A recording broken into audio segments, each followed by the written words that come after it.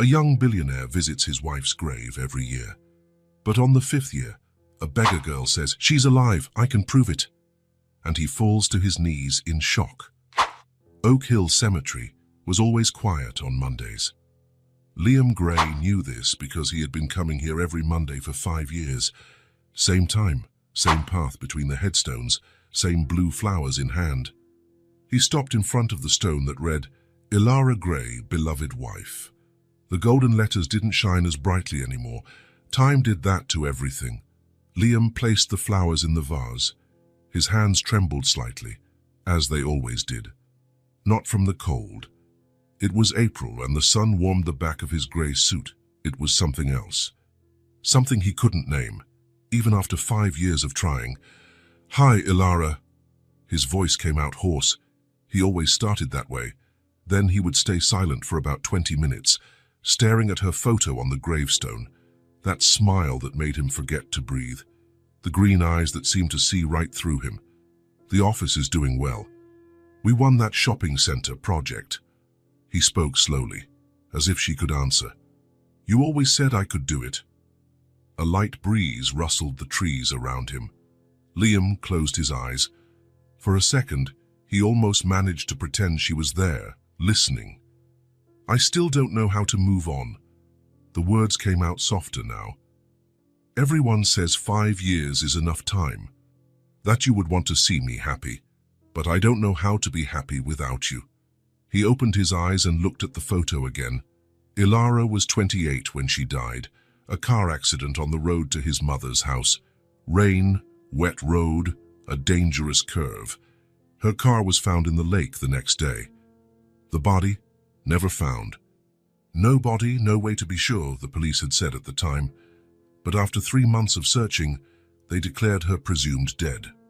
Liam signed the papers because he had no choice, but a part of him always refused to believe. Today marked exactly 5 years. "I brought your favorite flowers." He adjusted the small blue blooms in the vase.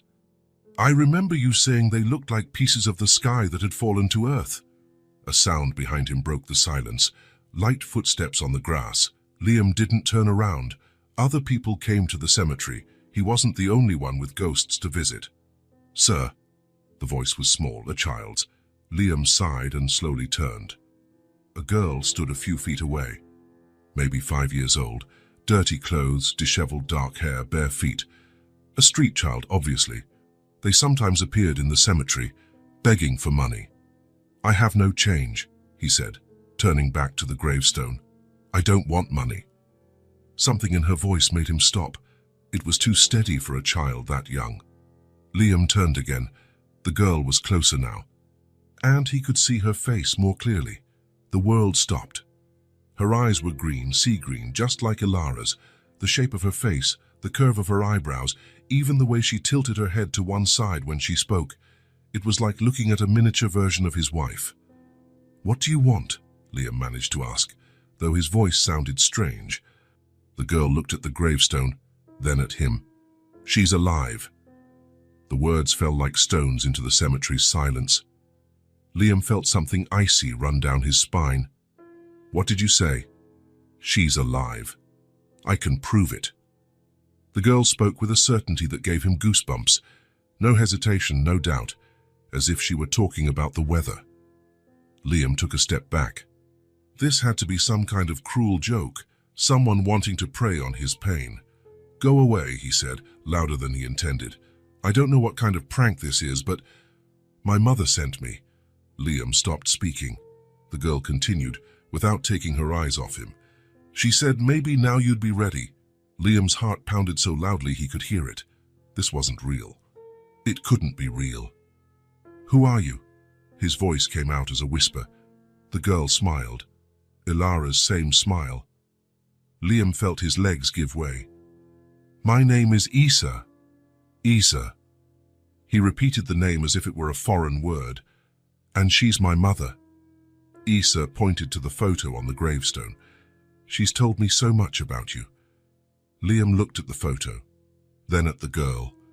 The resemblance was impossible to ignore, but it made no sense. If Ilara were alive, if she had a daughter, that's impossible. He shook his head. She died 5 years ago. I saw the car.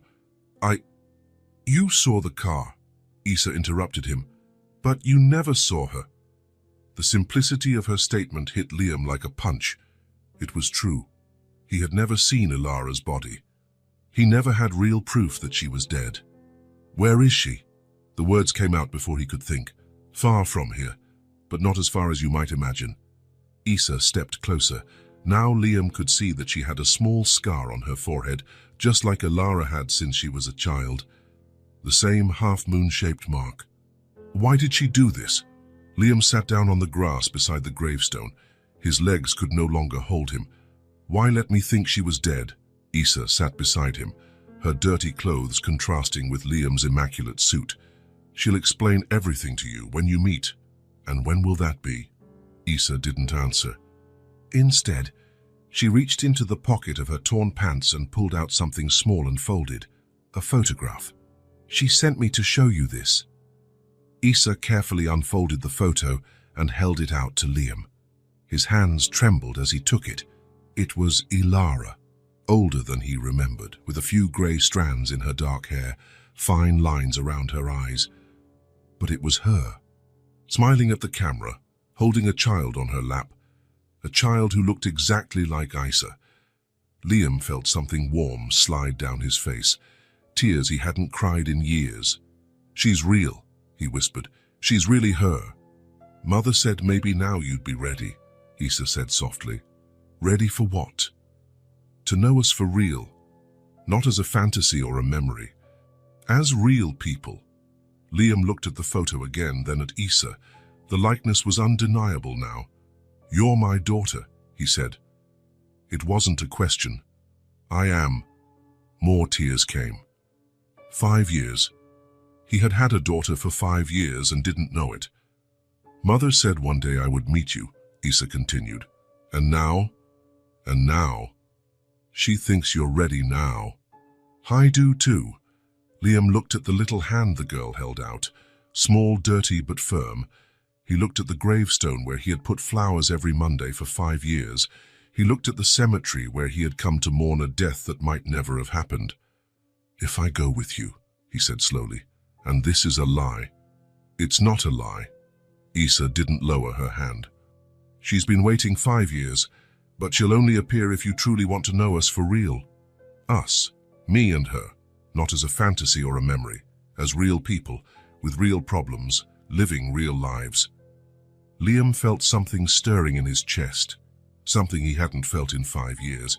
It was small, fragile, like an injured bird trying to fly, but it was there. Hope.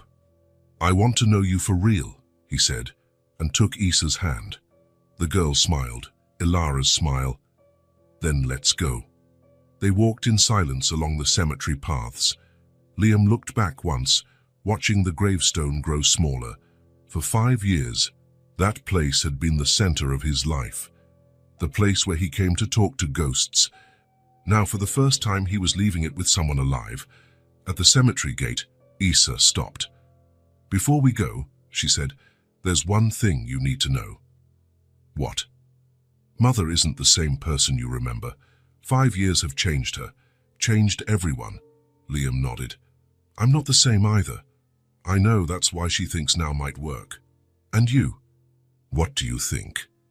Issa looked at him with those all-too-familiar green eyes. I think everyone deserves a second chance, even people who pretended to be dead. Liam almost smiled. Almost. Where do you live? He asked. On the streets. For a while. Alone? Not exactly alone. There are other children. We look out for each other. The thought of Issa living on the streets made something tighten in Liam's chest. If she really was Ilara's daughter, if she really was his daughter. Are you hungry? He asked. Always. Then let's go to my house first. You can take a bath, eat something, and tell me more about your mother. Issa hesitated. And if you change your mind? If you decide you don't want to look for her? Liam looked at the girl, at her green eyes, her dirty clothes, her bare feet, at the courage she had to come to him with an impossible story. I won't change my mind, he said. I promise. And for the first time in 5 years, Liam Gray made a promise he truly wanted to keep. Liam's car was a sleek black BMW, immaculate like everything in his life. Issa looked at it curiously but said nothing. She just climbed into the passenger seat and fastened her seatbelt. "Do you know how to use a seatbelt?" Liam asked, surprised. "Mother taught me when I was little." "You're still little," Issa smiled. "On the outside, maybe." During the ride to his house, Liam stole glances at the girl. She looked out the window with interest but without astonishment, as if she were used to seeing the world, even though she was so young. "How long have you been living on the streets?" he asked. "About 2 years. "And before that?" "I lived with Mother, in a small place far from the city." "Why did you leave there?" Issa took a moment to answer. "Mother thought it was time. She said I needed to come find you." "She sent you alone?" "I'm not as small as I look anymore." Liam looked at her again. Issa was right. There was something in her posture, in the way she spoke, that showed a maturity beyond her years. As if life had forced her to grow up too fast. Liam's house was in a quiet neighborhood in the city. Large, modern, all glass and concrete. The kind of house that appeared in architecture magazines. The kind of house Ilara always said was too beautiful to be a home. "This is where you live?" Issa asked as they stopped in the driveway. "Yes, it's big. Too big for one person." Issa looked at him. "You've lived alone since she disappeared." "Yes, it must be lonely." Liam turned off the car. "It is." Inside, Issa looked around curiously. Everything was neat, clean, impersonal. Like a showroom. "It doesn't look like anyone lives here," she said. "Why?" "There's no mess. No forgotten things laying around. No life." Liam saw the house through Issa's eyes. She was right. In the last 5 years, he had lived like a ghost. Come, sleep, leave. Never really inhabiting the space. "Do you want to take a bath?" he asked. Issa nodded. "It's been a while." Liam led her to the guest bathroom and fetched some clean towels. He looked for clothes that might fit her, but everything was far too big. "For now you can wear this shirt," he said, handing her a basic white t-shirt. "Tomorrow we'll buy clothes that fit." "Are you sure?" Issa asked.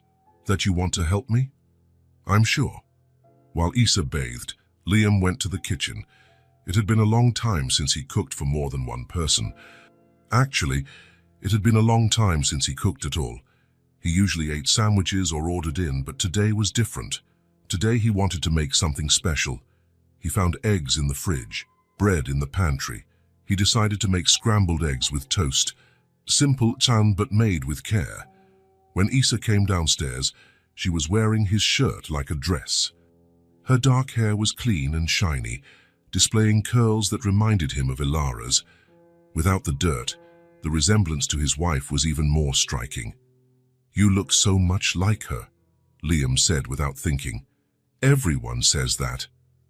Issa sat at the kitchen table. It was a large lightwood table that normally sat empty.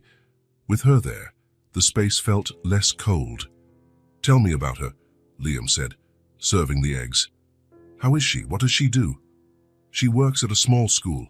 She teaches children to read. She always loved books. She has many. She reads to me every night."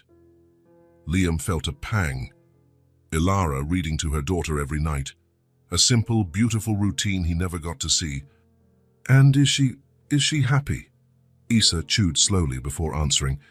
"She smiles, but sometimes she's sad." "Why?" "She'll explain when you meet." "When will we see her?" Liam asked. The thought of Ilara watching him from afar all those years was both comforting and disturbing. How many times had she seen him in the cemetery? How many times was she close but chose not to appear? "When will we see her?" Liam asked again. "When you want? She's waiting." "Then why not now?" Issa studied him with those penetrating green eyes. "Are you sure that you're ready to see her again?" "I'm sure." "Then we go tomorrow.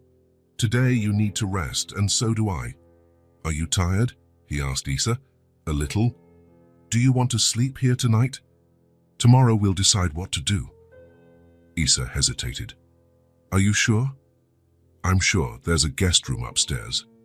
You'll be comfortable. Later, after tucking Isa into the guest room, Liam stood at the door watching her sleep. She was curled under the covers, breathing softly and deeply. If she really was Ilara's daughter, his daughter, then he had lost 5 years of her life. 5 years he could never get back.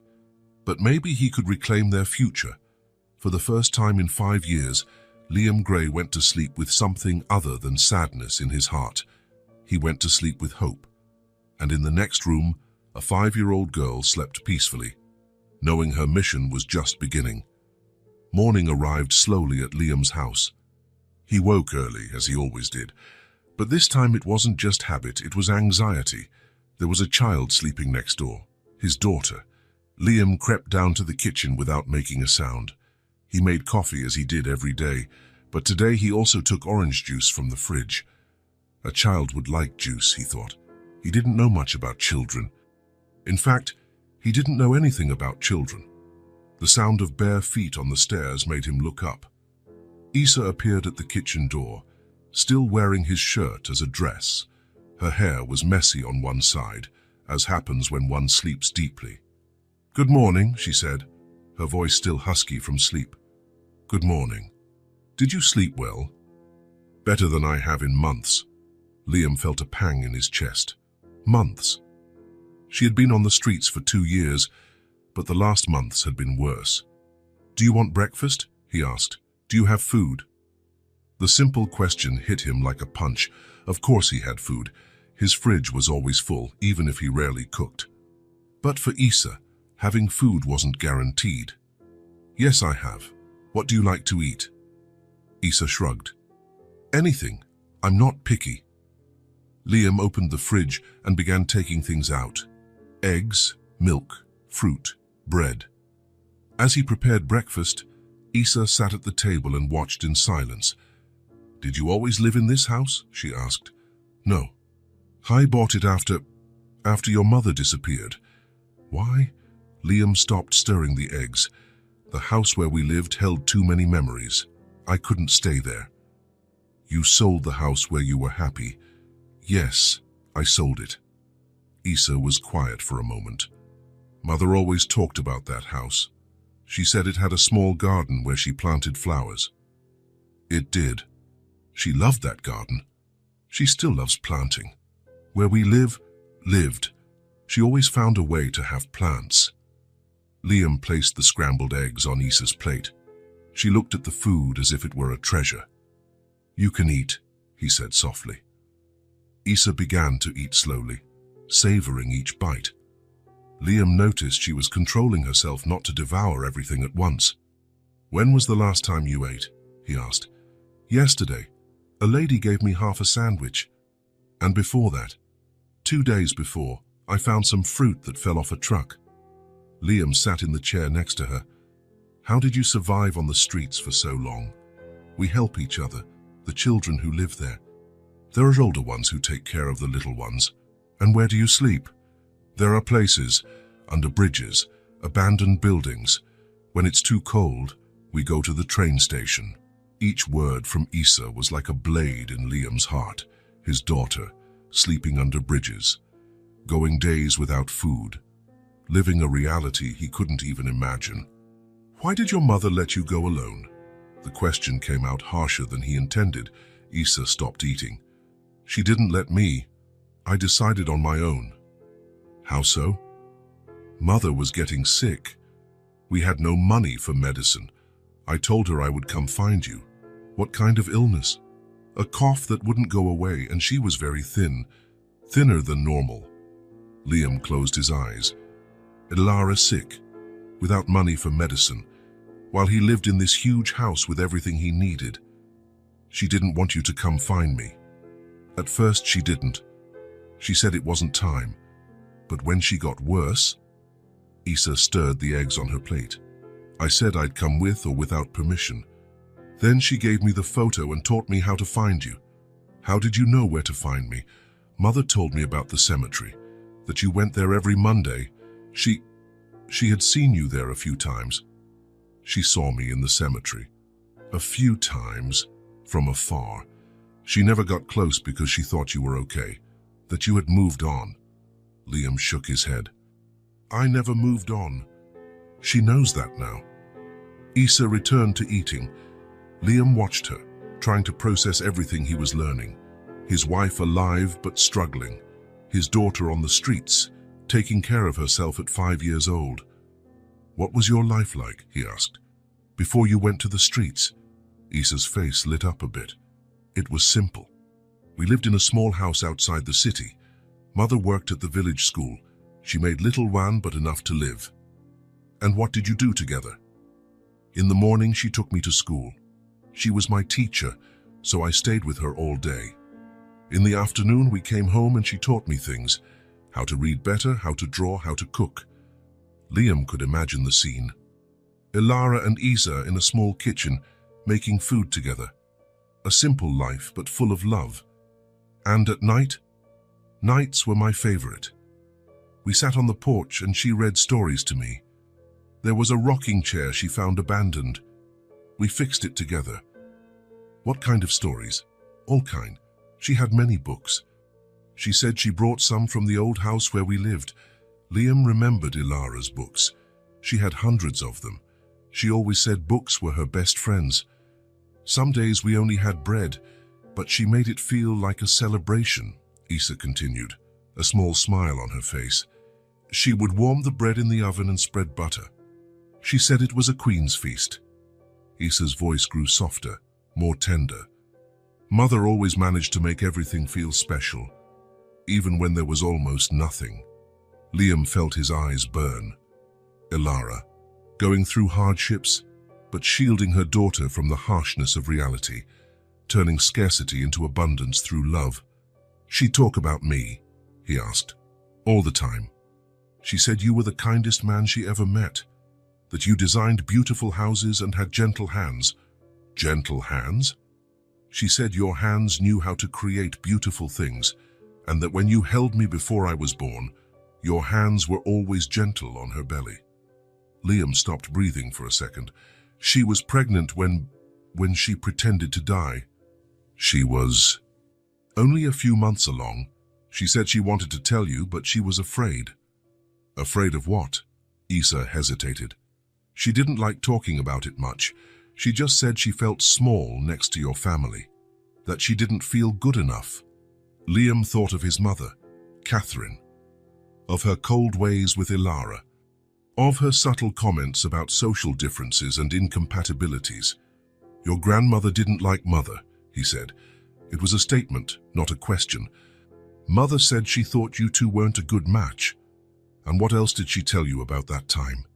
That you loved each other very much, but the world around you made her feel unsafe. Issa finished her meal and pushed the empty plate away. Can I ask you something? Of course. Do you still love her? The question was simple, but loaded with meaning. Liam looked at Issa, at those green eyes that were just like Ilara's. I never stopped loving her, he said, not for a day. Then why were you apart for so long? Because sometimes people are afraid to fight for what they love, and sometimes they feel like they're not worthy. Issa nodded as if she understood perfectly.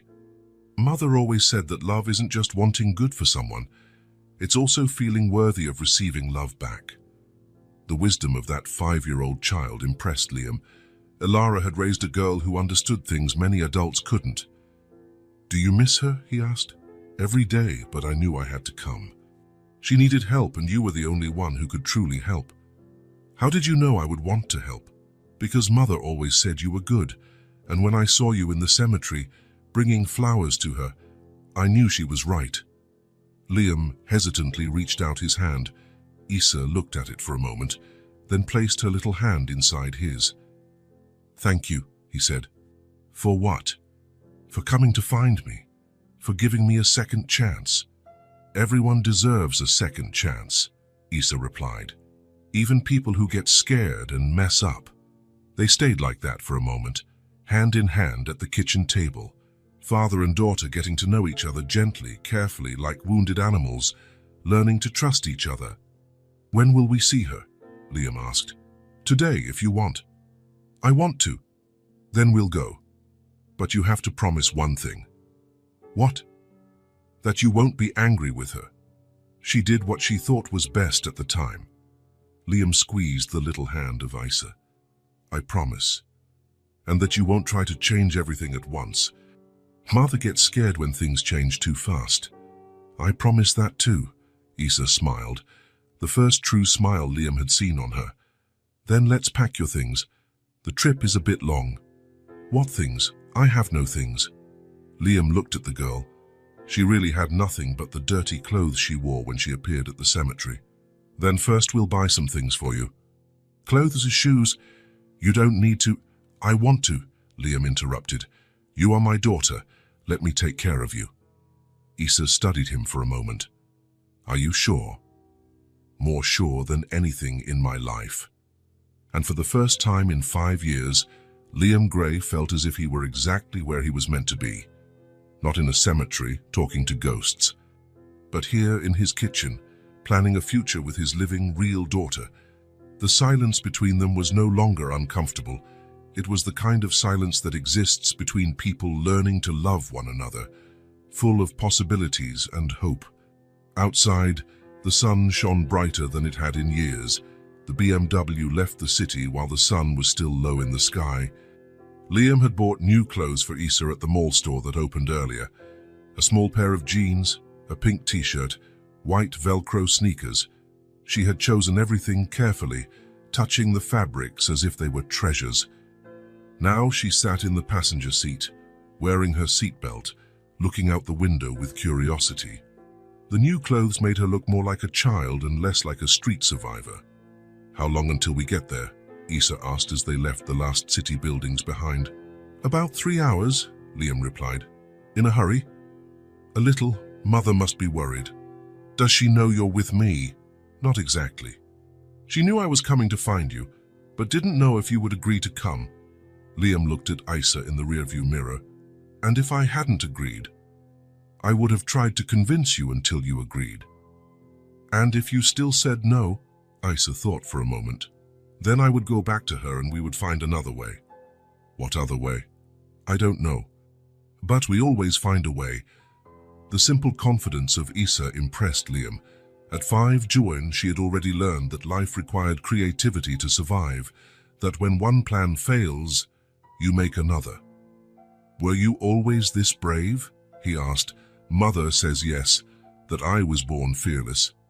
"Fearless of nothing." "Well, I'm afraid of some things. Storms scare me. And total darkness too." "Anything else?" "Mother getting too sick." Isa's voice dropped. "Sometimes she coughs a lot at night, and I lie awake listening." Liam felt his chest tighten. "How long has she been coughing?" "About 6 months. At first it was little, but it got worse." "And you didn't take her to a doctor?" Isa looked at him as if the question was strange. "Doctors cost money. We didn't have any." Of course, Liam sometimes forgot that not everyone lived like he did, that for many people, seeing a doctor was an impossible luxury. "When we get there, we'll take her to a doctor," he said.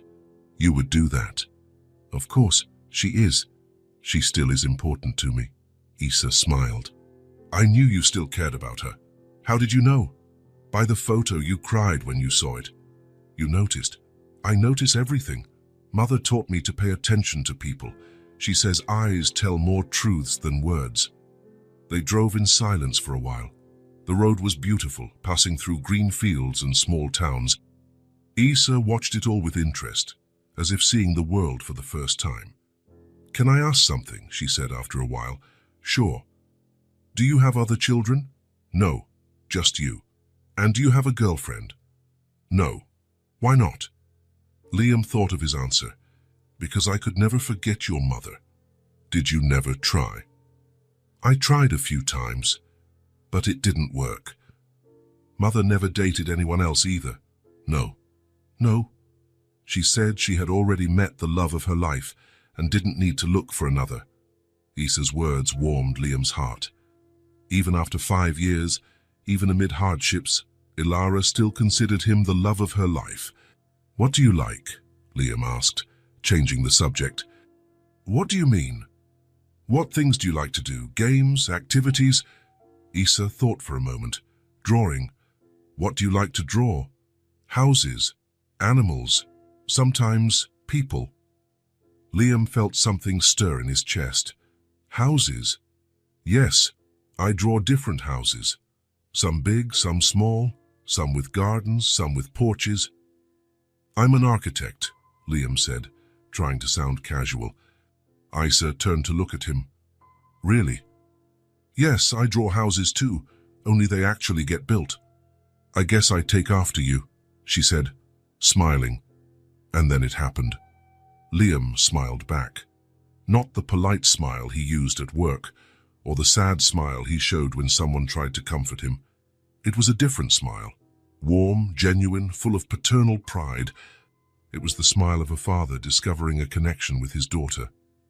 "Do you have drawings with you?" he asked. "I didn't bring any. They're back home. When we return, will you show me? You really want to see them?" "I really do." Issa settled back into her seat. "Mother always said you would like my drawings. She talked about me often, all the time. She told me stories about when you lived together, about trips you took, movies you watched." "What kind of stories?" "She liked to talk about the day you met. She said you were in a bookstore and she bumped into you and knocked over a pile of books." Liam remembered that day perfectly. Ilara had turned red with embarrassment, apologizing as she gathered the books. He had offered to help, and they ended up talking for 2 hours right there among the shelves. "And what else did she tell you?" "About Sunday mornings, how you two would stay in bed late, reading the newspaper and having coffee." She remembers that. Remembers everything. The way you made scrambled eggs, the perfume you wore, the brand of coffee you bought. "And what else did she tell you about me?" "That you were kind even when you were angry, that you never yelled, and that you had a special way of looking at her that made her feel like the most important person in the world." Liam felt his eyes sting. She was the most important person in the world. She knows that. That's why it hurt so much to leave. Do you understand why she did it? Issa was silent for a moment. "I understand that sometimes people do the wrong things for the right reasons." "And what was her right reason?" "She wanted to protect you. And me." "Protect from what?" "From having to choose between her family and the family you already had." Liam thought of his mother, of the constant pressure, of comments about Ilara not being suitable for the Grey family. "I would have chosen you," he said. "She knows that now. But at the time she was scared and pregnant and felt very small. You're very wise for a 5-year-old. Mother says I grew up too fast, that she wanted me to be just a child for longer. And you? What do you want?" "I want us to be a family, the 3 of us together." The simplicity of Issa's wish touched Liam deeply. It wasn't complicated. She didn't want wealth or luxury. She just wanted a complete family. "Do you think that's possible?" he asked. "I do, if everyone wants it." "And do you think everyone wants it?" "I want it. Mother wants it, even though she's scared. And you. And me. You wouldn't have come if you didn't want to." They stopped at a gas station to fill up and buy snacks. Issa picked a packet of cookies and a juice box. Liam noticed how she held the items carefully, as if they were precious. At the cashier, she was quiet while he paid. Outside, she asked, "Why did you buy these things for me?" "Because you were hungry. But you barely know me." Liam crouched to her level. "I may not know you yet, but you're my daughter. And parents take care of their children, even when they only find out they have children yesterday. Especially then." Issa hugged him suddenly, a quick but tight hug. "Thank you," she whispered. Back in the car, they continued the journey. Issa ate the cookies slowly, savoring each one. Liam realized she still wasn't used to having guaranteed food. "We're almost there," she said as they began to pass through a more rural area. "How do you know?" "I recognize the road. Mother brought me here a few times. She brought you to see me?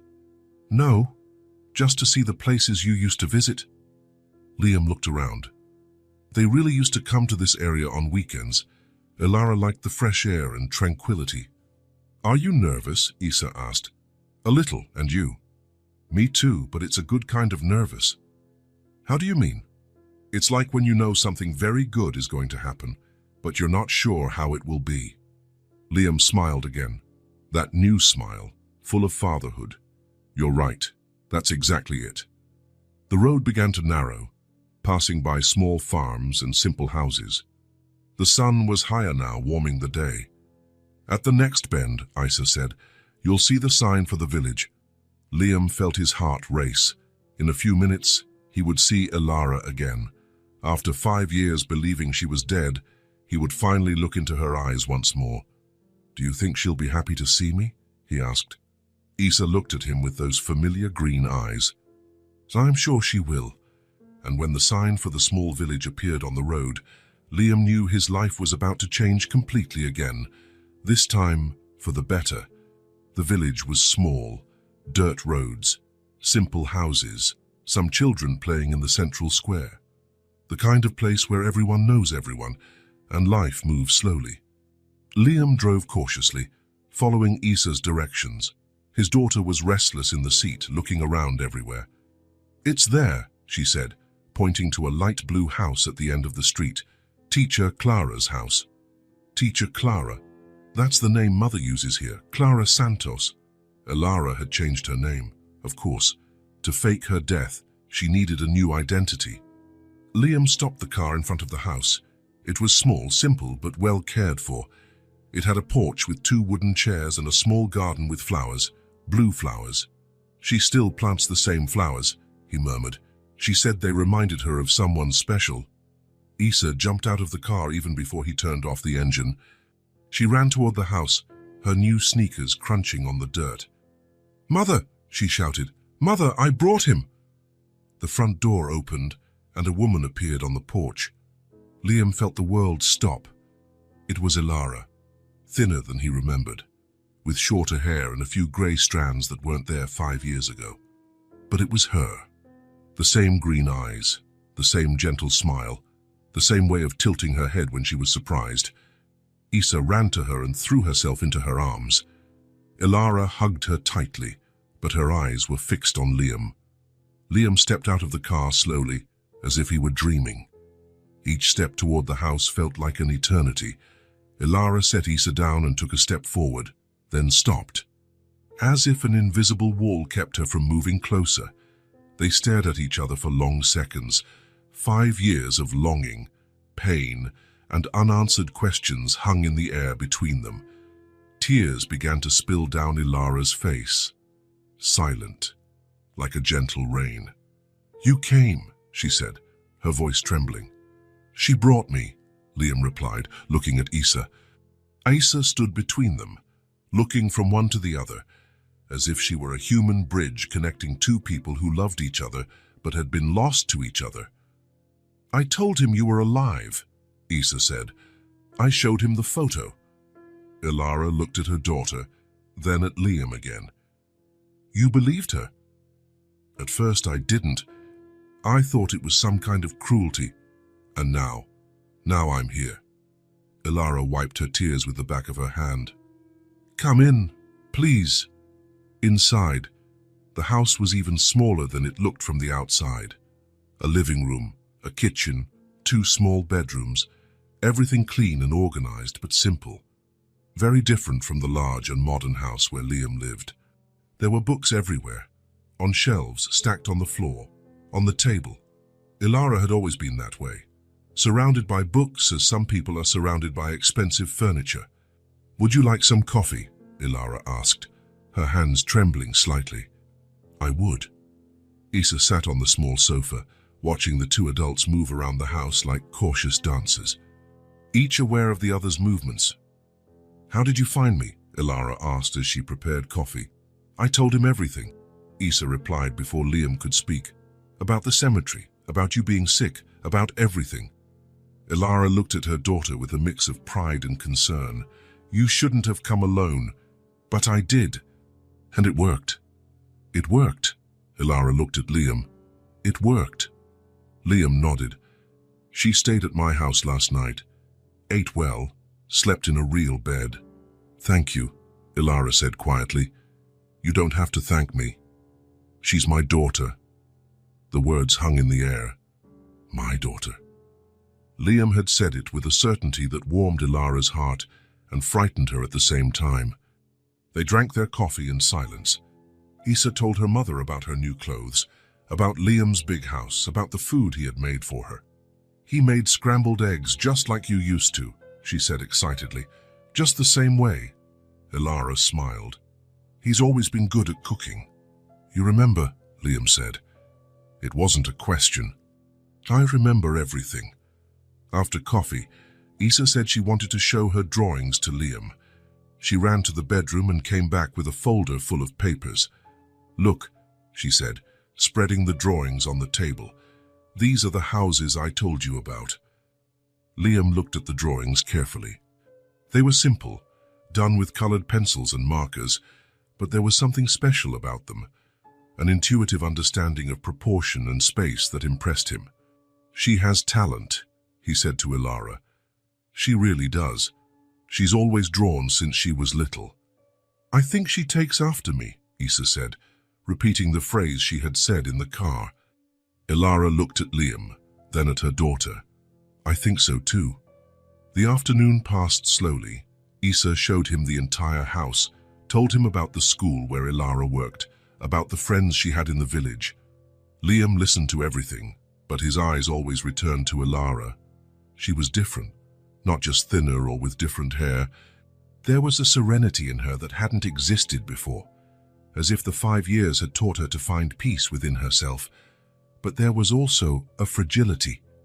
Liam noticed how she coughed discreetly, how she avoided taking deep breaths, how her hands trembled when she thought no one was looking.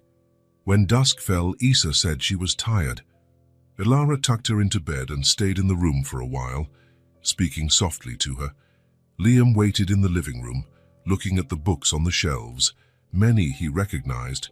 They were books Ilara had had when they lived together.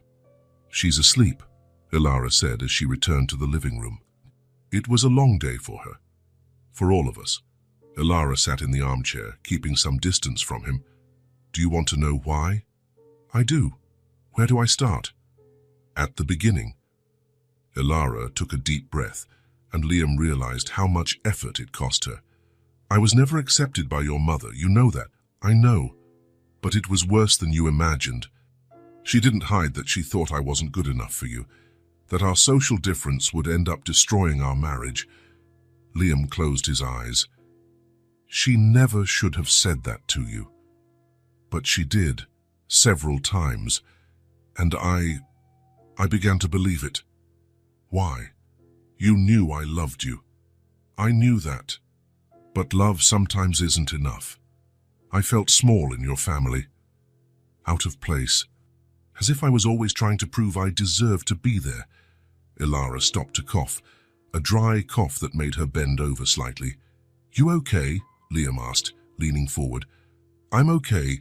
Just let me continue. All right. So I discovered I was pregnant.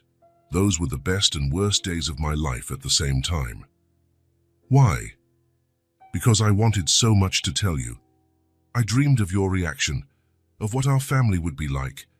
But at the same time, I was afraid of your mother's reaction, afraid that a child would make everything more complicated, afraid that you would feel trapped. Liam shook his head. I never felt trapped with you. I know that now. But at the time I was full of insecurities. Ilara stood and went to the window. She looked out at the dark village street. That day, when I left home, I had decided I was going to tell you about the pregnancy when I returned. I even thought about what I would say. What happened then? The car. On the road, it started making strange noises. Then the brakes failed on a curve. Liam felt his stomach drop. You were hurt. Not much. I got out before the car sank into the lake. But I hid, watching the firefighters arrive, people searching. Why? Why didn't you come forward? Ilara turned to look at him. Because at that moment, watching all that chaos, I realized I had a chance. A chance to disappear before things got too complicated. Complicated how? Liam, I would have to tell your mother I was pregnant. I would have to face pitying looks from your friends. I would have to live always justifying myself, always trying to prove I deserved to be in your life. Liam rose to his feet. You deserved it. You always deserved it. I know you believe that, but at the time I couldn't believe in myself. Then you took advantage of the accident to pretend you were dead. I took advantage of the scare and vanished. I didn't run from you, Liam. I ran from a world that erased me. Ilara's words echoed in the small room. Liam understood then. She hadn't run from him. She had run from the constant pressure of not feeling good enough. And then I came here. I got new documents, invented a story about being widowed. I got a job at the village school. I raised our daughter. Alone. Alone. They were silent for a moment. The weight of 5 years of absence between them. Do you know the pain you caused me with your absence? Liam asked, his voice low but full of emotion. Ilara turned to face him fully. I know. Isa told me you went to the cemetery every Monday, that you never stopped loving me. Then why didn't you come back? Because the longer time passed, the more impossible it seemed. How could I show up after 1 year, 2 years, 5 years? How could I explain that I let you suffer for so long? You were scared. I was terrified, afraid you would hate me, afraid you had moved on, afraid that our daughter wouldn't be welcome in your life. Liam took a step toward her. Do you know what it's like to hide your daughter because she wouldn't be welcome? His words hit her like a blow. Ilara covered her face with her hands. I didn't know if you would want her. I didn't know if your family would accept her. My family? Liam laughed bitterly. Ilara, my family is you and Isa. Always was. And your mother? My mother lost the right to have a say in my life the moment she made you feel unwanted. Ilara looked at him through her fingers. Are you serious? Completely serious. She lowered her hands. Tears streamed freely now. I made a terrible mistake, didn't I? Liam stepped closer. You were afraid. People who are afraid do things they normally wouldn't. Can you forgive me? There's nothing to forgive. You did what you thought was best at the time. But what about you? All that suffering, the suffering is over. You're alive. We have a beautiful, smart daughter. The rest will rebuild. Ilara looked at him as if she was seeing a ghost. Do you really want to try again? I want to spend the rest of my life making up for the 5 years we lost. And if it doesn't work, if we're too different now, then we'll find out together. But this time, we'll face the problems together too. Ilara took a hesitant step toward him. Are you sure? I'm more sure than anything in my life. She came closer. Now Liam could see the small details that had changed, the fine lines around her eyes, the small scar on her forehead she didn't have before, the rougher hands of someone who works hard. How you're sick, he said softly. A little, nothing serious, Ilara. Just a persistent cough. It'll pass. Tomorrow we'll go to a doctor. You don't have to. You do. You're too important to me to take any chances.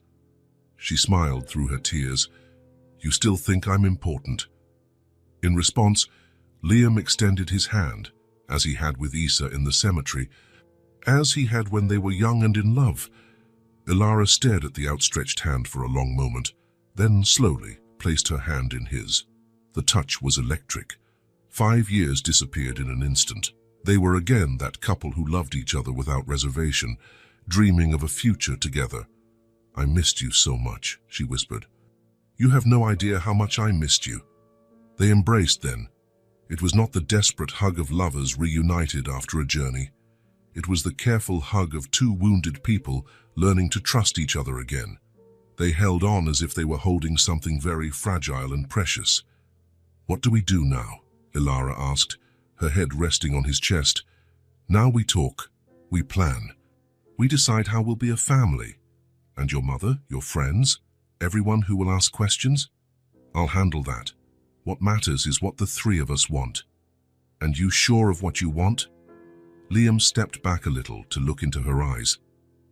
"I want to wake up every day knowing that you and Issa are safe and happy. I want to watch our daughter grow. I want to grow old by your side. I want a second chance to be the man you deserve. You've always been the man I deserved. I just couldn't see it. Then let's see it together now." Ilara smiled, the first true smile since he arrived. "All right, all right, all right. Let's try." From the small bedroom came a muffled sound. Issa coughing. Ilara immediately let go of Liam. "She sometimes coughs at night. She must have inherited it from me." Liam followed Ilara to the bedroom. Issa was asleep, but restless. Ilara adjusted the covers and stroked her daughter's hair until she calmed down. "She is perfect," Liam whispered. "She is. Despite everything, she grew up perfect. Because of you. You did an amazing job. I tried, but it was hard alone." "You're not alone anymore." Ilara looked at him. "Promise. I promise." They returned to the living room. It was late, but neither wanted to sleep. There were 5 years of conversation to catch up on. "Where do you want us to live?" Liam asked. "I haven't thought about that yet." "Do you like it here?" "I like it. It's simple but peaceful. Issa has friends. I like my job." "Then we can stay here, or split time between here and the city." "You would do that? Leave your life in the city?" "My life is where you two are." Ilara gently touched his face. "How can you say that after all I put you through?" "Because I love you, I always have. And now we have a chance to make it work for real." "Will it be different this time?" "It will. Because this time, we know that love alone isn't enough if it's not accompanied by courage. Courage to face those who try to keep us apart. Courage to fight for what we want. And if I get scared again, then you tell me, and we face the fear together." Ilara leaned into him again. "I love you so much. I love you too. I always loved you, even when I thought it was best to pretend I didn't." "I know." They stayed like that, embracing on the small sofa in the simple house while the village slept around them. Two adults who had lost 5 precious years, but now had the chance to reclaim their future. From the bedroom came Issa's gentle breathing, the living proof of the love they shared. The reason to fight for this second chance. "Tomorrow," Ilara said sleepily, "we'll go to the doctor, the 3 of us together." "The 3 of us together," Liam agreed. And for the first time in 5 years, he fell asleep not with a sense of loss, but with a sense of completeness. His family was back. Different, marked by time, but back. In the next room, Issa slept peacefully, knowing her mission had succeeded, that she had brought back not just a father, but an entire family. The small village house, which for 5 years had housed only a mother and daughter struggling to survive, was now a home where 3 people could finally learn to live again. Liam returned to the city on a Monday, but not to stay. Ilara and Issa had come with him, and now they were staying in a hotel while Ilara underwent medical tests. The diagnosis was reassuring, just a respiratory infection that antibiotics would fix. But Liam wanted to make sure she received the best care. Now he had an unpleasant task ahead. He needed to go to his mother's house. The grey mansion stood in the city's most upscale neighborhood. Liam had grown up in those enormous rooms, among expensive furniture and freezing silences. It was a house that impressed visitors, but never felt like a real home. Catherine Gray was in the living room when he arrived, as she always was at that hour. 65 years old, grey hair always impeccable, posture so straight it never relaxed. She was reading a book, but Liam knew she had heard the car arrive. "Liam," she said without lifting her eyes. "What a surprise. You haven't shown up here in months." "Hi, Mother." Catherine finally looked at him. Her gaze was critical, as always, examining his appearance, his posture, searching for flaws. "You look different," she said. "I do. More relaxed, less melancholy." Liam sat in the armchair facing her, the same armchair where he used to sit as a child, interrogated about school grades or misbehavior. "I have good news," he said. "What kind of good news?" "Ilara is alive." Catherine stopped breathing for a second. The book slipped from her hands and fell into her lap. "What did you say?" "She didn't die in the accident. She's alive, and I found her." Catherine quickly composed herself. She was a woman used to controlling her reactions. "That's impossible. She died 5 years ago. You signed the papers yourself. She faked her own death, and I understand why. You understand?" Catherine straightened even more in her chair. "A woman fakes her own death, leaves her husband suffering for 5 years, and you understand?" "I do, because I know how you treated her." The ensuing silence was heavy. Catherine and Liam stared at each other for long seconds, as adversaries assessing their strength before a battle. "I never treated that woman badly," Catherine finally said. "Never treated her badly. You just made it clear she wasn't welcome in this family. She wasn't suitable for you, Liam. And you know that." "Suitable according to whom?" "According to any person with common sense. You came from completely different worlds." Liam stood up from the armchair. He could no longer remain seated. "So what? I loved her. She loved me. Isn't that enough?" "Love doesn't pay bills, Liam. Love doesn't maintain social standing. Love doesn't build empires." "Empires?" Liam laughed sharply. "What are you talking about?" "I'm talking about the Grey name, about the company your father built, the position our family holds in this city." "And what does that have to do with Ilara?" Catherine rose from her seat as well. Even at 65 now, she was still imposing. "It has everything to do with it. A wife reflects her husband. And that woman has a name, Ilara. Ilara, then, she lacked the education, elegance, refinement required to be a Grey's wife." "Refinement," Liam echoed the word with disgust. "You're talking about refinement regarding the kindest, smartest, most loving woman I ever met. Kindness doesn't compensate for a lack of class, Liam. And class doesn't compensate for a lack of humanity, Mother." Catherine looked at him as though he had committed a blasphemy. "Don't give me that.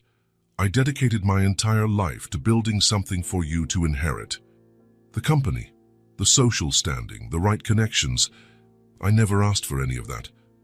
You didn't have to ask. It's yours by right. It's your legacy. And if I don't want that legacy?" "What do you mean?" Liam took a deep breath. The moment of truth had arrived. "Ilara and I have a daughter, Issa. She's 5 years old." Catherine recoiled as if struck. "A daughter? A beautiful, intelligent daughter who draws houses like I used to when I was a kid. You're sure she's yours?" Catherine's question was like a blade. Liam felt anger rise in his chest. "Don't you dare question that." "Liam, think carefully. A woman who lies about her own death is capable of—" "Stop." Now, Catherine saw something in her son's face that made her fall silent. "Issa is my daughter, and Ilara is the woman I love. We will rebuild our family." "And where exactly do you intend to live? How do you intend to live?" "That's none of your business." "Of course it's my business. You're my son. You have responsibilities." "My only responsibilities are to my wife and daughter." Catherine walked to the window, turning her back to him. "Are you going to throw it all away?" she asked, her voice lower. "That legacy drove me away from the only woman who truly loved me. Liam, be reasonable. Think about what you're doing." "I am thinking. For the first time in 5 years, I am thinking clearly." Catherine turned to him again. There was something different on her face. Fear, perhaps. "If you do this, if you choose her over the family, Mother, Ilara and Issa are my family. You know what I mean." "I do. And my answer is the same." Catherine approached him. For the first time, Liam saw vulnerability in her eyes. "You are my only son," she said, her voice cracking slightly. Liam looked at her, the woman who raised him, educated him, dedicated her life to shaping the man she thought he should be, but who never tried to understand the man he truly was. "And yet you lost me," he said calmly. The words fell like stones in the silent, elegant room. Catherine opened her mouth to speak, but no sound came out. "You lost me the moment you made Ilara feel unwanted," Liam continued. "You lost me when you put appearances above your own son's happiness. Liam, I got lost because I wanted to live a life I chose, not the life you chose for me." Catherine sat down heavily on the armchair. For a moment, she seemed smaller, more fragile. "I just wanted what was best for you. What's best for me is being happy. And I'm happy with them. And if it doesn't work out, if you regret it, then I'll deal with the consequences. But at least I'll have tried to live the life I chose, not the life you chose for me." Catherine was silent for a long time. When she finally spoke, her voice sounded different, older, more tired. "What do you want from me?" "Nothing. I'm just letting you know I'm leaving." "Where to?" "Away from here, to a place where we can start over without the weight of other people's expectations. And the company. Sell it, donate it, do whatever you want. I never wanted to be part of it." "Liam, please think this through." Liam walked toward the door. He stopped before leaving and looked back. "You had 5 years to find me, to try to understand my pain, 5 years to support me while I suffered. But you never did. You only cared about maintaining appearances. I didn't know how to help. You could have started by not judging the woman I loved." Catherine looked at him with tears in her eyes. "And now? I won't see you anymore. That depends on you." "How so?" "If you can accept Ilara and Isa as part of this family, you will have a place in your granddaughters' lives. If you can't," Liam shrugged, "then you'll have your appearances to keep you company." Liam left the house without looking back. On the steps outside, he took a deep breath. The air felt cleaner, lighter. In the car, he called Ilara. "How did it go?" she asked. "Difficult but necessary." Did she understand? She will have to understand, or accept that she lost a son. "Are you sure about what you're doing?" Liam looked at the mansion where he grew up. Grand, imposing, cold. Then he thought of the simple hotel where Ilara and Isa waited for him. Simple, welcoming, full of love. "I'm more sure than anything in my life. I love you." "I love you too. I'm on my way." Liam started the car and drove toward the future. Behind him, he left a name he had carried for 32 years, but that never truly belonged to him. For the first time in his life, he was free to be exactly who he chose to be: a husband, a father, a man who prioritized love over status, a free and whole man. The grey mansion stayed behind, majestic and empty, like a monument to values Liam could no longer respect. And in the city, in a simple hotel, a woman and a child waited for him. His true family, his real legacy. The house was on the market for months before Liam found it. It was in a quiet neighborhood, not far from the city center, the kind of place where children played in the street and neighbors knew each other by name. It was a 2-story house with a front porch and a large backyard. White walls, blue windows, a small swing hanging from the backyard tree. Nothing extravagant, but cozy, the kind of house that begged to be a home. Liam called the real estate agent on a Thursday. By Friday, he was signing the papers. "That was fast," the agent commented as Liam signed the final document. "When you know it's the right house, you don't have to think much," Liam replied. Ilara and Isa waited in the car. They didn't know about the purchase. Liam wanted it to be a surprise. "All set," he said when he returned to the car. "We have a new home." "What do you mean?" Ilara asked. "I bought this house, for us." Isa looked at the house with the porch and garden through the window. Her eyes lit up. "It's really ours. It's really ours. Can I get out of the car?" "You can." Isa ran out and went straight to the swing in the backyard. She climbed on it as if it had always been hers. Ilara got out of the car more slowly, looking at the house in disbelief. "Liam, are you sure? It's perfect for us. Come, I want to show you inside." Inside, the house was even better. A spacious living room, but not too big. A kitchen with a window to the garden, 3 bedrooms upstairs. Everything clean, bright, ready to be inhabited. "The master bedroom is here," Liam said, opening the door to the largest bedroom. "It overlooks the garden." Ilara entered the room and went to the window. Down below, Issa was still playing on the swing. "And the other bedrooms? One can be an office, the other," Liam smiled. "The other will be Issa's." They climbed the stairs slowly, Issa running ahead. The room that would be hers was at the front of the house, with 2 large windows letting in abundant light. "This will be my room?" Issa asked, twirling in the empty space. "It will? What do you think?" "It's big." "Too big?" "No. It's perfect."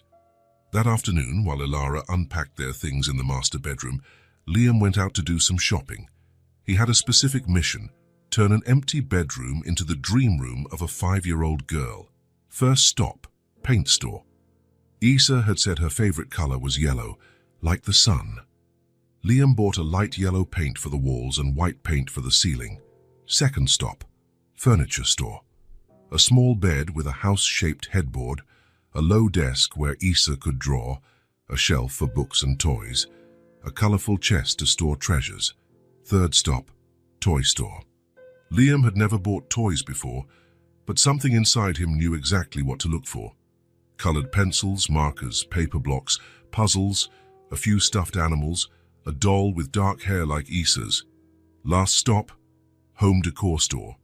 Animal-themed prints, a moon-shaped lamp, yellow curtains with white stars, a fluffy rug where Issa could sit and draw. When he returned home, the car was loaded.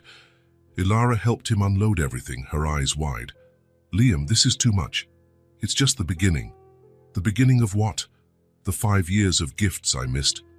That night, after Issa slept in the master bedroom with them, Liam set to work. He painted the walls carefully, each brushstroke thinking of the smile Issa would make when she saw the result. Ilara offered to help, but he said he wanted to do it alone. It was something he needed to do with his own hands. A father preparing his daughter's first real room. He worked late into the night, stopping only when Ilara insisted he rest. The next day, he kept at it. He assembled the furniture, arranged the toys on the shelf, hung the prints on the walls. He put up the curtains, placed the lamp, spread the rug. When he finished, it was late Saturday afternoon. The room was ready. "Issa," he called, "come here. I want to show you something." Issa ran up the stairs, Ilara behind her. Liam stood at the bedroom door with his hand on the doorknob. "Close your eyes," he told Issa. "Why?" "Trust me." Issa closed her eyes. Liam opened the door and flipped on the light. "You can open them now." Issa opened her eyes and stood at the doorway. Her mouth formed a silent "Oh." The room was transformed. The yellow walls glowed in the afternoon light. The small bed was made up with colorful sheets and fluffy pillows. The desk had paper and pencils waiting. The toys were neatly arranged on the shelf like little treasures. "Is this mine?" she whispered. "It's all yours." Issa stepped in slowly, touching the things as if they were too fragile to be real. She sat on the bed, tested the desk chair, opened the decorative chest. "I never had a room," she said, her voice full of wonder. "I never had all this." Liam knelt beside her. "Now you do, because you deserve it." "I do," she asked. "You deserve all this and so much more." Issa looked at him for a long moment. Then she threw herself into his arms, hugging him tightly. "Daddy," she said, the word muffled against his chest. Liam felt tears fill his eyes. It was the first time she called him that, simply, naturally, without hesitation. He didn't need words. His eyes said everything. The love, the gratitude, the promise that he would never let her lack anything again. Ilara stood in the doorway, watching the scene with tears in her eyes. When Issa finally released her hug, She ran to show every detail of the room to her mother. "Look, Mommy, a house-shaped bed, and look at these pencils, so many colors." "It's beautiful, my love," Ilara said. "Your father did an amazing job. Can I sleep here tonight?" "Of course you can." That night, Issa slept for the first time in her own room.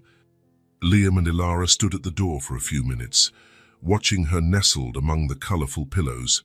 "Thank you," Ilara whispered. "For what?" "For making her feel special, for showing her she deserves good things. She truly does. And so do you." In the following days, the house came alive. They woke to the smell of coffee made by Ilara, had breakfast together at the kitchen table.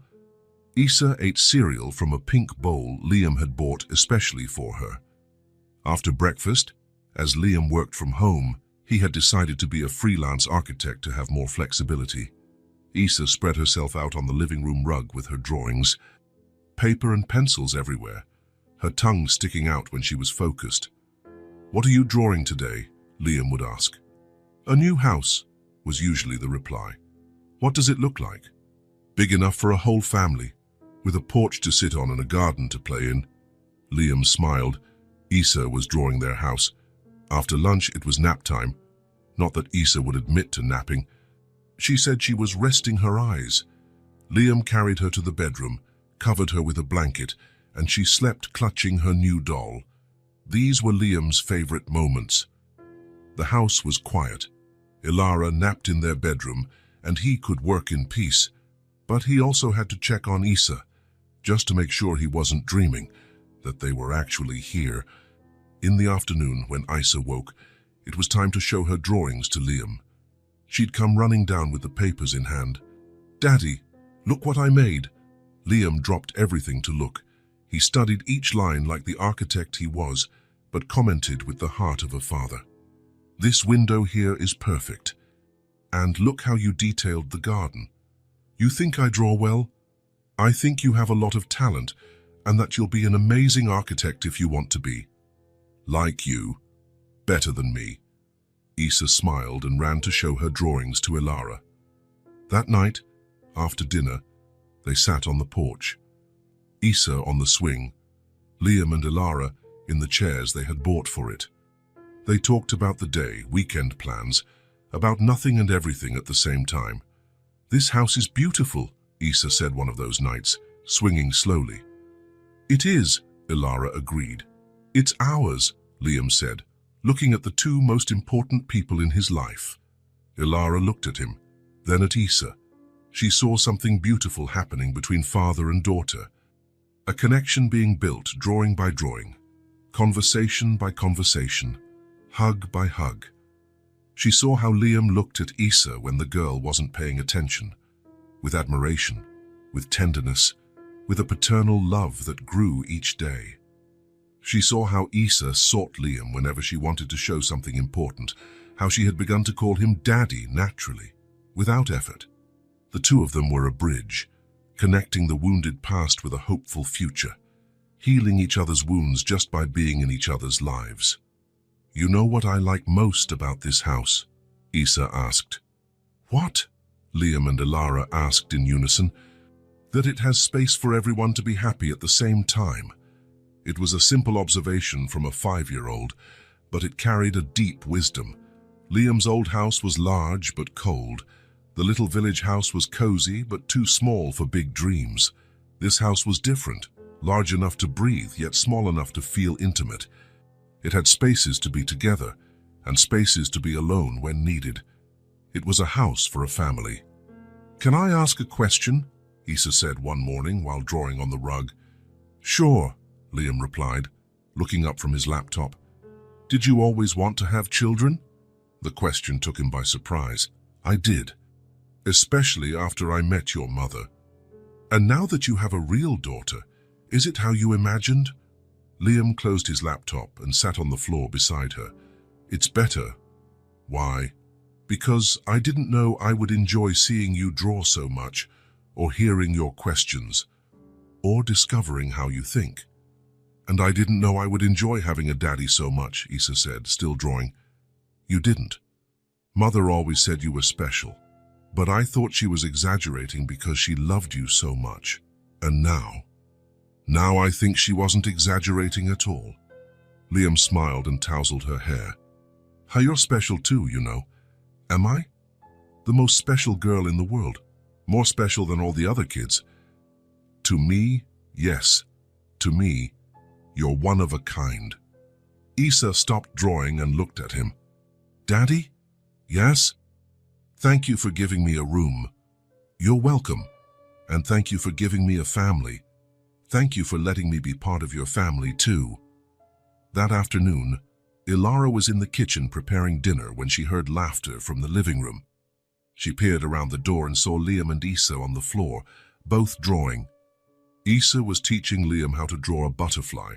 "No, Daddy, the wings have to be symmetrical. Like this. Better. Now draw the antennae. Is this good?" "Perfect. You're learning fast." Ilara leaned against the doorframe, watching. She saw a connection forming that moved her. Liam had adapted to fatherhood as if he had always known how.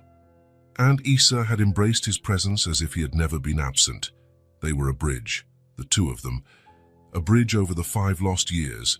A bridge between what was and what could be. "Dinner," she called. "We're coming," Issa replied. "Just teaching Daddy to paint first." "Is Daddy learning fast?" Ilara asked. "Yes. He's almost as good as me." "Almost," Liam protested playfully. "Okay, you're good, but I'm still better." "For now," Liam said. "But I'm practicing." "You can practice after dinner," Ilara said. "Let's eat." During dinner, Issa talked about the drawing she was making for Father's Day at school. "I'm going to draw you, me, and Mommy in our new house," she said. "With the garden and the porch and everything." "And what are you going to write?" Ilara asked. "I'm going to write my family is perfect." Liam and Ilara exchanged glances. Perfect was a strong word. They knew they weren't perfect. They were still learning to be a family, still had insecurities and fears. But maybe perfect wasn't about having no problems. Maybe perfect was about having people who love you despite the problems. "And is it?" Liam asked. "Is your family perfect?" "It is," Issa replied without hesitation, "because we have everything a family needs." "And what does a family need?" "Love, a home, and time together." Simple as that. In a 5-year-old's mind, a perfect family was love, a home, and time together. Nothing more complicated. After dinner, they sat on the porch as they always did. The garden was blooming nicely with the flowers Ilara had planted. Blue flowers, like the ones Liam used to bring to the cemetery. "You know what I think?" Issa said, swinging on the swing. "What?" Liam asked. "That we've always been a family. We just didn't know it." "How do you mean?" "Mother always talked about you, you always thought about her, and I always existed. We were just in different places." Ilara smiled. "You're right. And now we're in the same place." "And now we're in the same place," Liam agreed. Life began to bloom for real in that house. Not just survival, as they had done for the last 5 years, but truly living, waking up with joy, going to sleep grateful, finding reasons to smile in the small moments of each day. The house with a porch and garden became the home none of them had imagined possible. The dream room of Issa became a symbol that dreams could indeed come true. And a family once separated by fear and misunderstandings finally learned that love, accompanied by courage and honesty, was truly enough to build anything, even a second chance. 3 months after moving in, the house had found its rhythm, not the hurried rhythm of the city or the survival pace that Ilara and Issa knew so well. It was a new rhythm, gentle, made of small moments that added up to entire days of happiness. Liam woke up first, as he always had. But now, instead of dressing quickly to escape the silence of the house, he would go down slowly to the kitchen and make coffee for 3. The aroma would waft up the stairs and wake Ilara.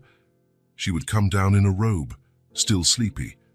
and they would have their first cup together in silence, looking out at the garden through the window. Issa was always the last to wake. She would appear in the kitchen in pajamas, with messy hair, seeking a lap before seeking food. Liam would lift her into his arms and she would laugh, still drowsy. It was his favorite sound in the whole world. "Good morning, princess," he would say. "Good morning, daddy," she would reply, snuggling into his arms for her glass of milk. After breakfast, each would go about their day. Liam to his home office, Ilara tending to the garden or reading on the porch, Issa drawing in the living room or playing in the backyard. But they always reunited for lunch. It was Ilara who started. She would enter the kitchen and begin pulling ingredients from the fridge. Liam would appear shortly after, offering to help. Issa would come last, dragging a chair to reach the sink and wash the vegetables. "I can cut the tomatoes," she always said. "You're only 5, Liam would protest, "almost 6. "And mother taught me," Ilara would nod, and Liam would hand Issa the small knife, always keeping an eye on her. They cooked together. Ilara seasoned. Liam stirred the pans. Issa washed everything they dirtied.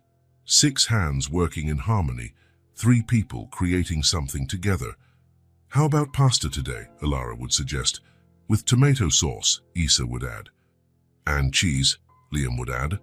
"Lots of cheese," they would say together, laughing. It was simple, but there was something magical in that simplicity, in the way Issa rose onto her tiptoes to stir the sauce, in the way Liam guided her hand over the spoon, showing her the right movement, in the way Ilara watched the two of them and smiled. After lunch, while Ilara rested, Liam and Issa did the dishes together. She would sit on a stool next to the sink, soaping the dishes while he rinsed. "Daddy, can I ask something?" "Always." "Are you happy?" The question, out of nowhere, caught him off guard. "I am very happy." "Why?" "Because you smile differently now." "Differently how?" "Before you only smiled with your mouth. Now you smile with your eyes too." Liam stopped rinsing a glass and looked at her. "And you? Are you happy?" "I am. Mother is too." "How do you know?" "She hums while she cooks. She only does that when she's truly happy." On Saturday afternoons, when the weather was nice, they had picnics in the backyard. Ilara spread a blanket under the tree. Liam carried the basket with sandwiches and fruit. Issa brought her drawings to show. They sat on the grass and ate slowly, unhurried. Issa talked about the friends she made at her new school. Ilara talked about the books she was reading. Liam shared stories about the projects he was working on. "I'm designing a house for a family with 3 children, he said during one of those picnics. "What will it be like?" Issa asked. "Big, with 4 bedrooms, a playroom and a large yard. Like ours." "Bigger than ours." Issa thought for a moment. "I like ours the way it is." "Why?" "Because it's big enough for us not to bump into each other, but small enough for us to always find each other." Ilara smiled. "She's right." "Our house is perfect just as it is," Liam agreed. After the picnics, Issa played on the swing while Liam and Ilara sat on the blanket, talking or simply enjoying the silence. Sometimes, Ilara rested her head on his shoulder and they just watched their daughter play. "I never thought it could be so simple," she would say. "What? To be happy? I thought happiness was always complicated, full of conditions." "Isn't it?" "No. It's this. You, me, her, sun on our faces, grass under us." Liam kissed the top of her head. "It's more than I ever dreamed of having." On Sunday mornings, they stayed in bed until late. Issa would appear in their room and snuggle between them, still in pajamas. The 3 of them would talk or play with no rush to start the day. "What time is it?" Ilara would ask without opening her eyes. 9:30, Liam would reply. "It's still early." "It is," Issa agreed, snuggling closer between them. They stayed like that for another hour, sometimes 2, just enjoying being close, the warmth of their bodies under the covers, the feeling that they were a real family. When they finally got up, they made a special breakfast. pancakes in fruit, freshly squeezed juice. They ate on the porch, still in pajamas, listening to the birds in the garden. "Sunday is the best day," Isa would always declare. "Why?" Liam would ask, even though he already knew the answer. Because no one is in a hurry to go anywhere. During the week after dinner, they created a ritual. Ilara would play soft music on the kitchen radio. Liam would bring in the laundry from the line. Isa would organize her drawings from the day. The music filled the house gently, nothing too loud or flashy, just a soundtrack for the end of the day. Ilara would hum along while folding clothes. Liam would whistle while putting things away. Isa would draw to the music, her tongue out when she was focused. "What song is this?" Isa would sometimes ask. "It's old," Ilara would reply. "From when your father and I were dating." "Did you dance?" "Sometimes." "Can you dance now?" Liam would extend his hand to Ilara, and they would dance right there, in the living room, among scattered toys and drawings on the floor. Simple steps, nothing elaborate. Just two adults who had rediscovered the pleasure of being in each other's arms. Isa would watch, smiling, sometimes asking to dance too. Liam would lift her and she'd dance with her feet in the air, laughing. They were the simplest and at the same time the most perfect moments. One night, after one of those music and dance sessions, they were in the living room tidying up. Isa had flopped onto the sofa, tired from the day. "We don't need much," she said suddenly, looking at the ceiling. "What do you mean, sweetheart?" Ilara asked. "To be happy, we don't need much. We just need peace, and us together." Her words came naturally, as if she were a philosopher disguised as a 5-year-old. Liam and Ilara stopped what they were doing and looked at her. "You're right," Liam said. "I know I am," Isa replied, yawning. "Mother always said the best things in life don't cost money." "And what are the best things?" Ilara asked, sitting on the edge of the sofa. "Hugs, laughter, soft music, homemade food, bedtime stories." "Anything else?" "Waking up knowing the people you love are close by." Liam sat in the armchair, looking at the two of them. Ilara brushing Isa's hair, Isa speaking about the simple things that made life worthwhile. "And knowing that tomorrow will be like today," Isa continued, her eyes slowly closing, "but maybe a little bit better." In a few minutes, she was asleep. Her face relaxed, breathing steady. A child who had known lack and insecurity, but who now slept peacefully, knowing she would wake up in the same place, with the same people. Liam rose to carry her to bed, but Ilara signaled for him not to move. "Let her sleep here tonight," she whispered. "She looks so peaceful." Liam took a blanket and covered Isa gently. Then he sat back in the armchair. Ilara came close, and they stayed there watching their daughter sleep. They said nothing for a long time. They simply exchanged a serene look, full of gratitude and contentment.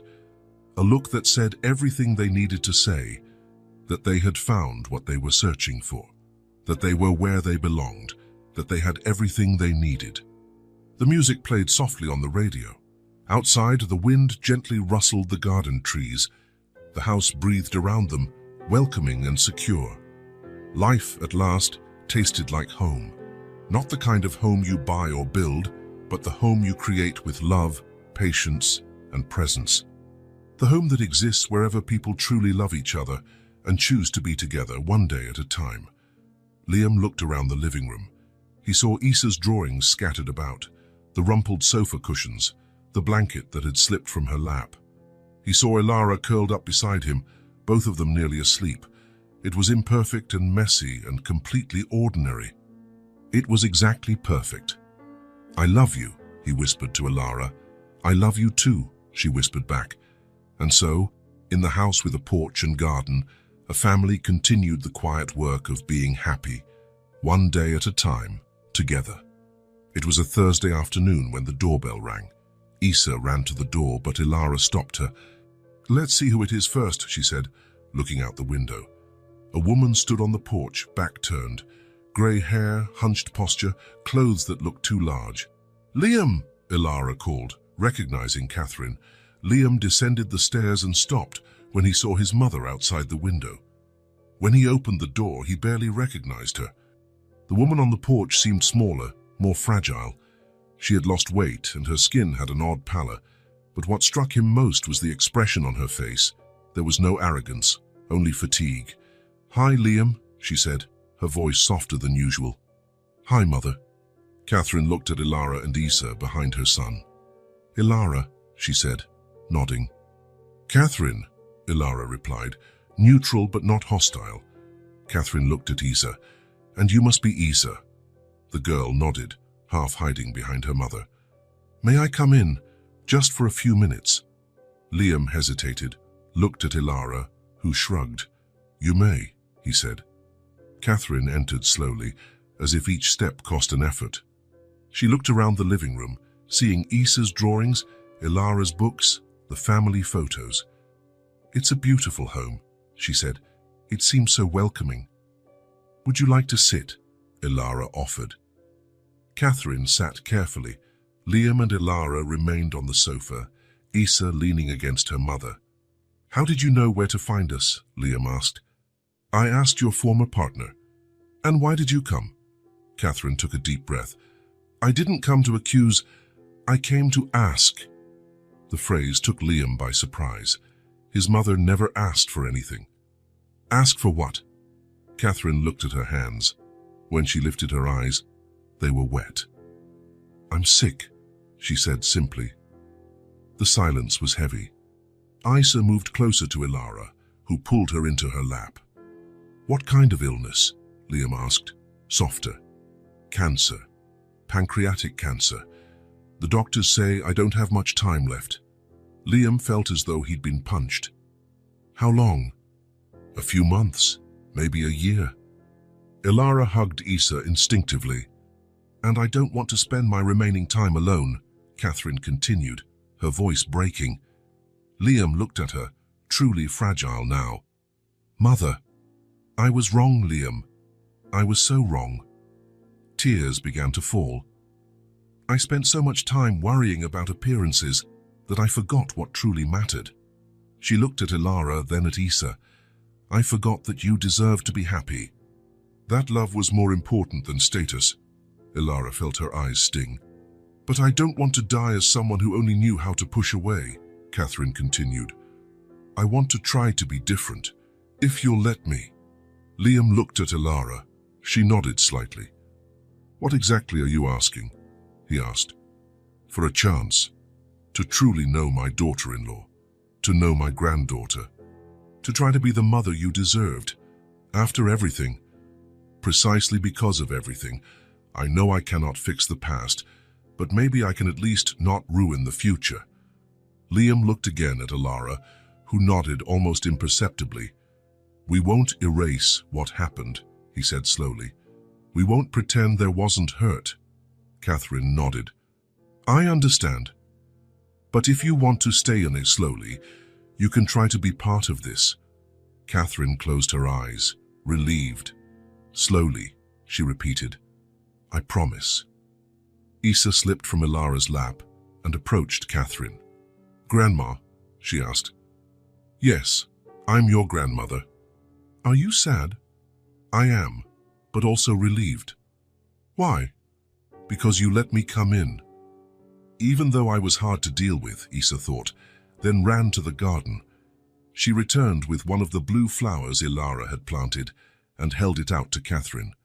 "Everyone deserves love," she said firmly, "even those who take a long time to understand." Catherine took the flower with trembling hands. She looked at the 5-year-old who had just offered her more forgiveness than she deserved. "Thank you," she whispered. "You're welcome. Mother says flowers make people feel better. Your mother is right." Catherine looked at Ilara. "Thank you for raising such a wise child." "She truly is special," Ilara agreed. "May I visit you sometimes?" "You may," Liam said. "So maybe stay for lunch." "We prepare lunch with 6 hands here," Isa explained. "Now we can do it with 8 hands." Catherine laughed, a sound Liam hadn't heard in years. At the door, she turned one last time. Thank you for giving me a second chance. Everyone deserves a second chance, Issa said. After Catherine left, they stayed on the porch. Issa was in Liam's lap, drowsy. Are you sure about what we did? Ilara asked. I'm not, Liam replied. But our daughter was right. Everyone deserves love, even those who take a long time to understand. And if she can't change, then at least we tried, and Issa will know that we chose forgiveness. Daddy? Issa stirred. Yes, Princess. Do you think Grandma will enjoy visiting us? I think she will. And if she gets too sick, who will take care of her? Liam and Ilara exchanged glances. If she needs us, we'll help, Ilara replied. Good, because that's what families do. They take care of each other. And so, in the house with a porch and garden, a family reunited made room for one more person. Not because it was easy,